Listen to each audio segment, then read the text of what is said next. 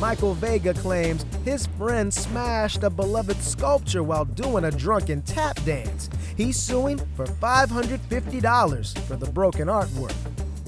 Defendant Alexander Rodriguez says he did his friend a favor by getting that ugly artwork out of his life. You're friends, but you're suing your friend because he broke a piece of art of mine that was very sentimental and refused to pay or even have any remorse about it. Okay, what happened? He has a radio podcast show that I work on as well, called On the Rocks Radio Show. On the Rocks. Drinking? Yeah. Hello, it's in the title. Sometimes I co-host, sometimes I'm just there to help, to be like the man Friday and help with guests and such. So I suggested, let's go to my place, we'll have some wine and hang out. And so we did, and we're both into Broadway tunes and stuff, and I put on a particular soundtrack for a chorus line, and a song came on. Do you remember which song? Yes, I Can Do That. Which is a challenge, by the way. That is a challenge, so. What? It's not a challenge. It was not a challenge. It wasn't an invitation to. I can do that? No, I can do that. I just did a little, it's like right in place thing. Yes. And so, which was not an invitation for him to go and do a whole freaking number. Okay, let me just tell you this. When he gets drunk, he thinks he's like Phantom of the Opera. I do cabaret. This is something that I do. You're in my home. You're in my home. So he starts doing a dance as well. A full-blown dance. A full-blown. Instead of like a half-ass dance, full-ass dance. But there was no intention of doing a whole You started choreographed it. number. He's doing like this kind of thing, drinking, and it's like, no, this is how you're supposed to do it. And while he was doing this dance, that's when your sculpture got damaged? Yes. Could I see your dance? Yes, you may. I just want to see what we're talking about here. Oh, you have tap shoes. Oh, I walk around with tap shoes. It's just what I do. Okay, let me see this.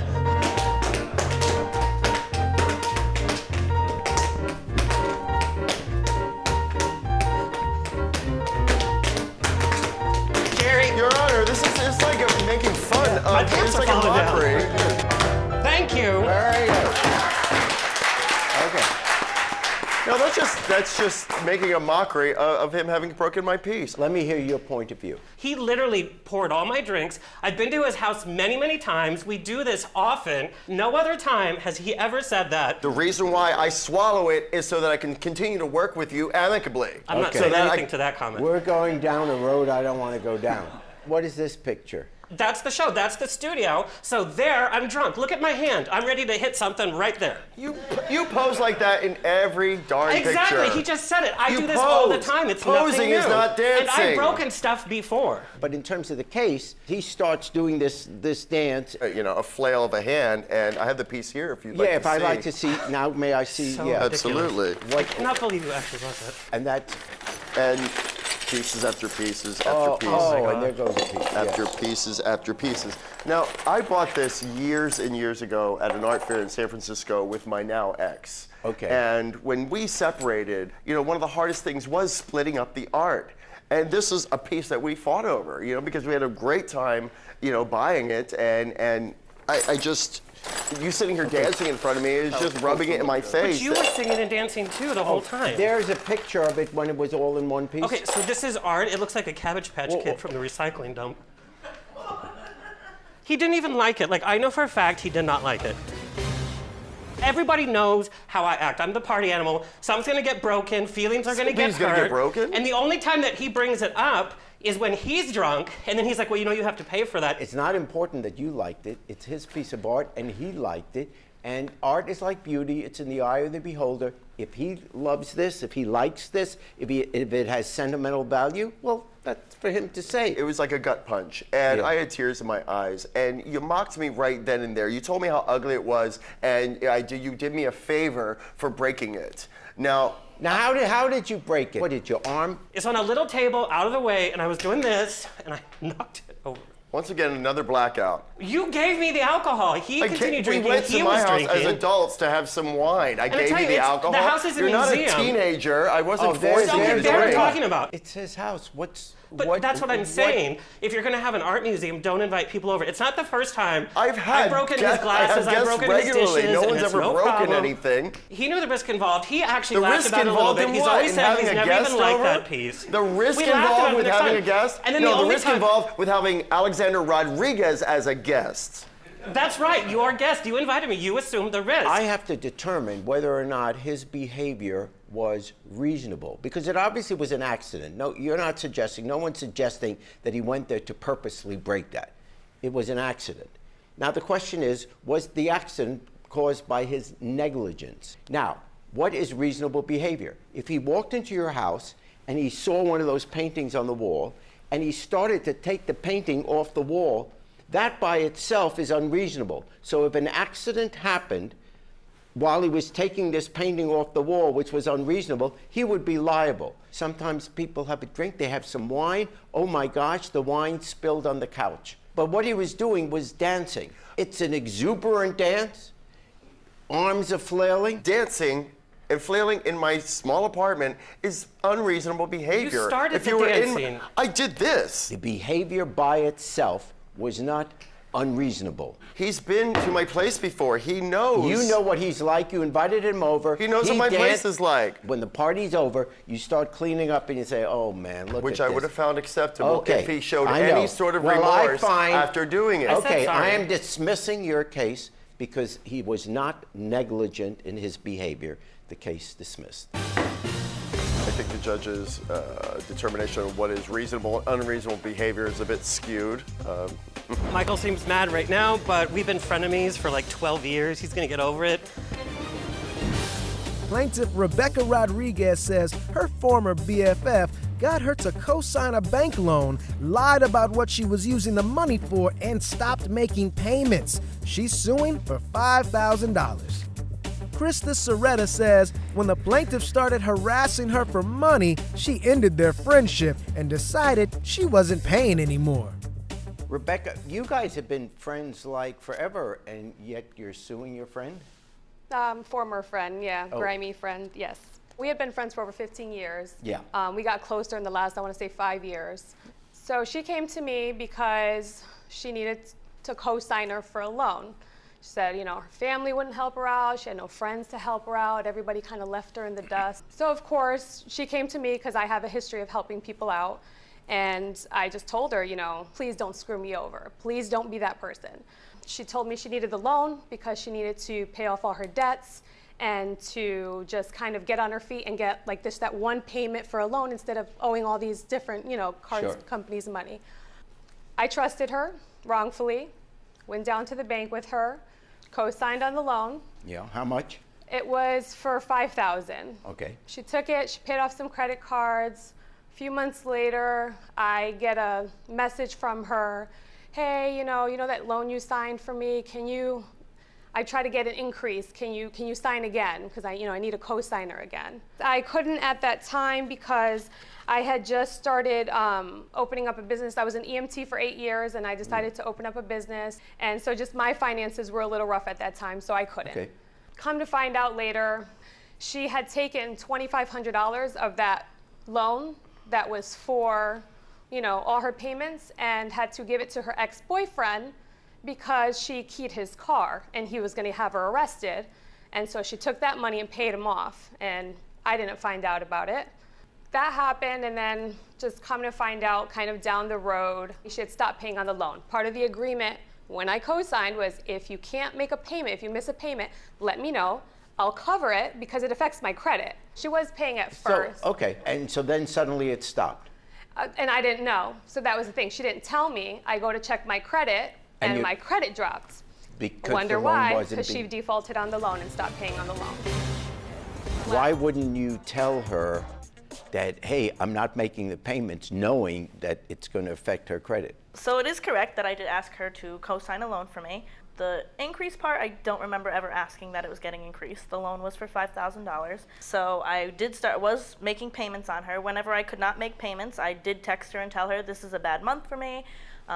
Things unexpectedly happened, like I was forced to move out of where I was living, and I had a car that was about to be let her talk. Go that ahead. was about to be repossessed. So I explained all this to her. She basically, after I was telling her and being honest with her, she would tell me things like, well, why don't you stay at your parents' house so you could pay off this loan? You know, like not knowing my situation, I can't live with my parents. It's not an option for me.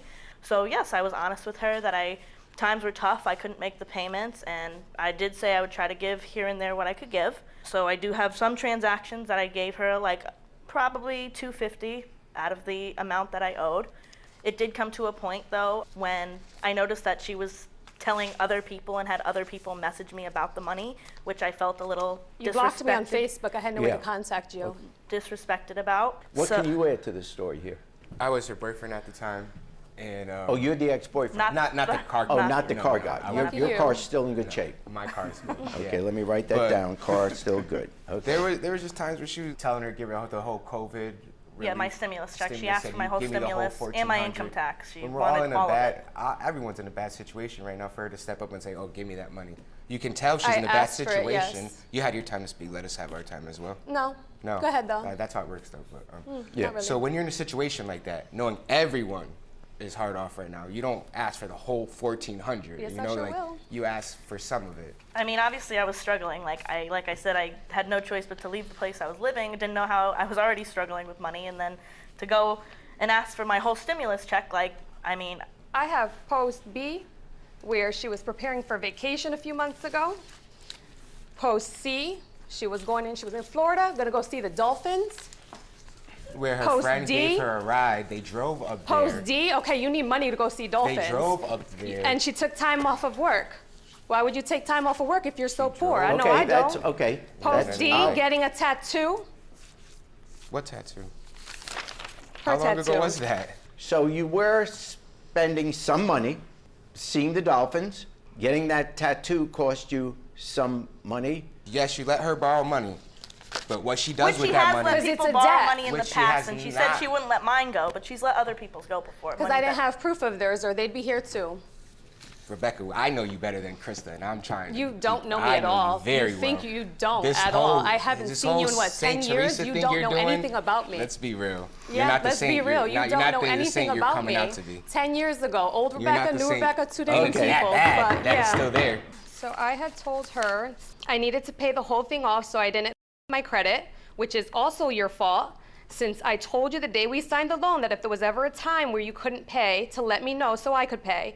But since you went months of not paying, not telling me, the only way to keep it from my credit was to pay it all off. Take responsibility for your actions, Krista. I'll take $50 a month because it's $50 that will make sure my kids are okay.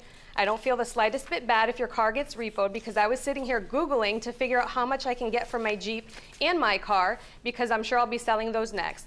Because last year I had to quit my job due to an injury, and I had no money, so I was selling everything I owned, and that's when I reached out again and, like they would like to say, harassed her for money that was owed to me.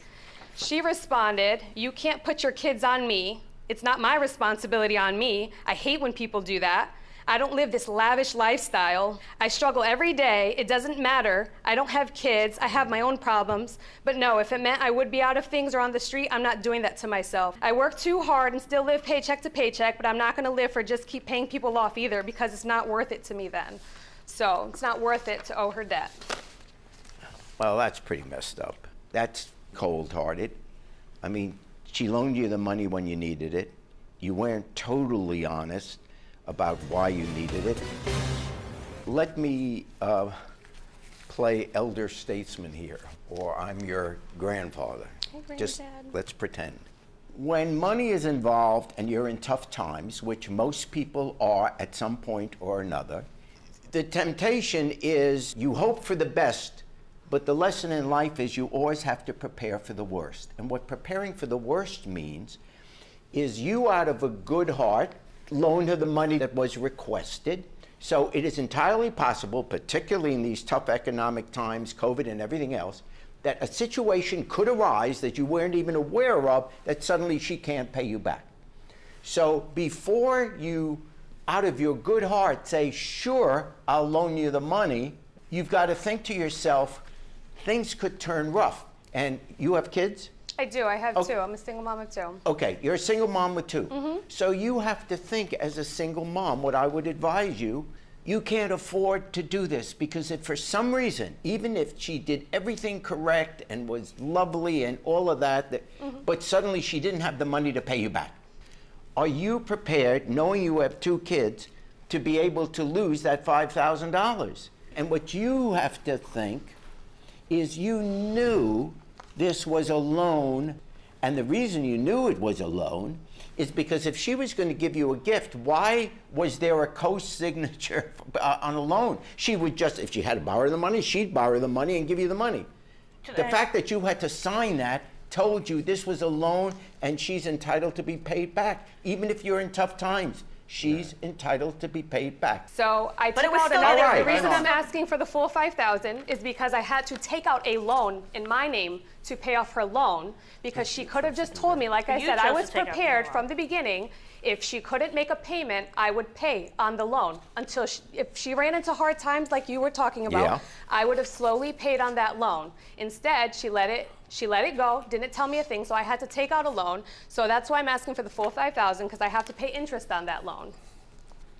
So you took out a new loan. In my name. In your name. Okay. To pay off her loan. So she was protecting her credit. Correct. That's why she had to do that. Right, but the loan, I know, the loan was still getting paid, just, yes. It wasn't. You stopped paying. There's a loan that you owe her the money on. Regardless of what she did after, whatever you did, you both were protecting your own financial situation. I get that. But it doesn't change the fact that the original loan of $5,000 is one of the debts that you have, and you have to pay her back. I like the three of you, okay? I don't think you're bad people. I think you're young people that got in over your heads financially because you made decisions thinking that maybe things will work out. But that happens in life. You've been friends forever. You got to know you now have a ruined friendship. It wasn't worth it. It wasn't worth it to give up a friend over this money matter. And because you paid $250 back, I'll take the $250 from the, so it's $4,750, right? I fine for the plaintiff in the sum of $4,750. She doesn't care. Like, her friendship with me was valued at $5,000. I don't believe that my friendship with this person can be salvaged.